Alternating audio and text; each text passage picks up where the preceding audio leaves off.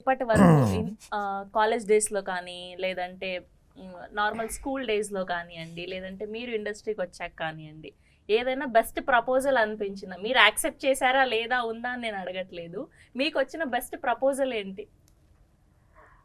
ఒక అబ్బాయి అదే నా ఏదో బర్త్డేకి ఒక 5 లెటర్లు పంపించారు. ఏంటని ఓపెన్ చేస్తే 5 సంవత్సరాలు నాతో మాట్లాడలేక ప్రతి సంవత్సరం ఒక్కొక్క బర్త్డేకి ఒక్కొక్క లెటర్ రాసి దాపెట్టుకున్నాడు.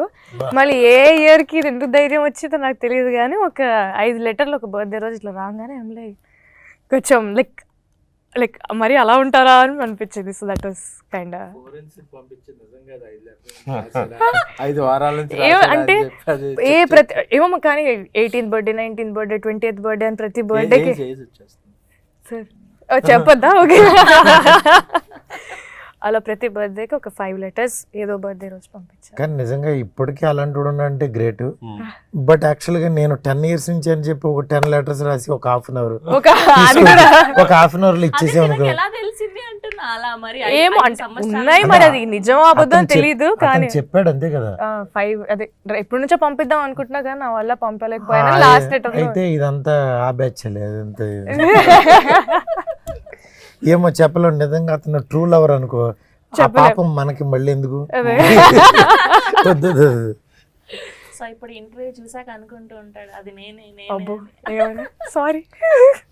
ఓకే, సో మీ లైఫ్ లో బెస్ట్ లవ్ స్టోరీ ఏంటి? మీది కానీ ఆర్ఎల్స్ మీ చుట్టుపక్కల ఉన్న ఫ్రెండ్స్ ది కానీ అలా ఏదైనా, లేదంటే మీ లైఫ్ లో ఏదైనా జరిగిందా? చాలా ఉన్నాయండి నా లైఫ్. నేను విన్న స్టోరీస్, నా ఫ్రెండ్స్కి జరిగిన స్టోరీస్ అన్నీ weirdly cute. The best story అంటే ఏది పిక్ చేస్తారు?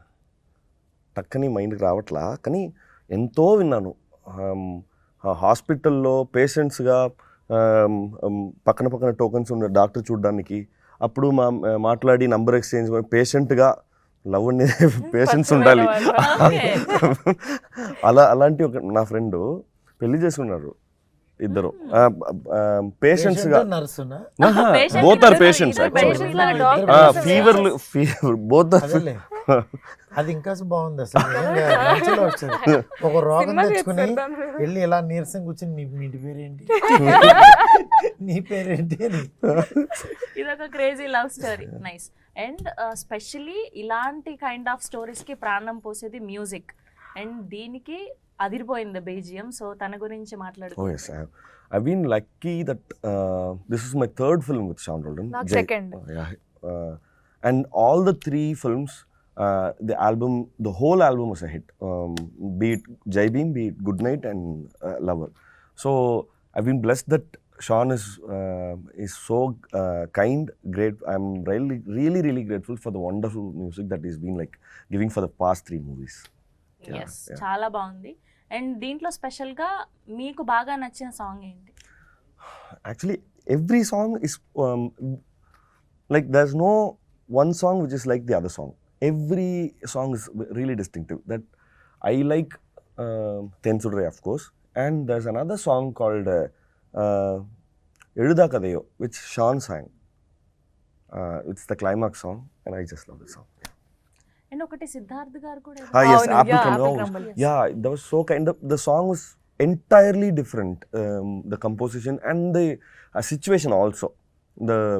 Where the song comes in the film. The situation itself is a very catchy situation, and the song is equally catchy also. Yeah. Okay.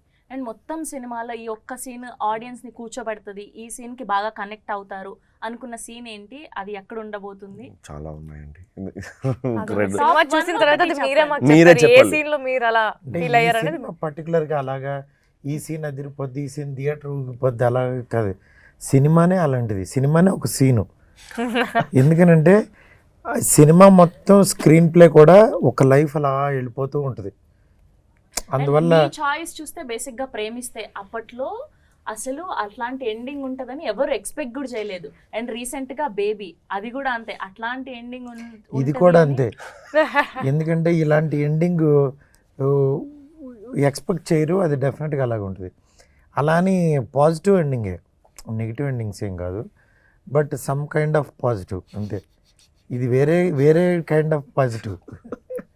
చూడు నవ్వుకుంటున్నారు. మేము అదే చూస్తున్నాం. Nicely told.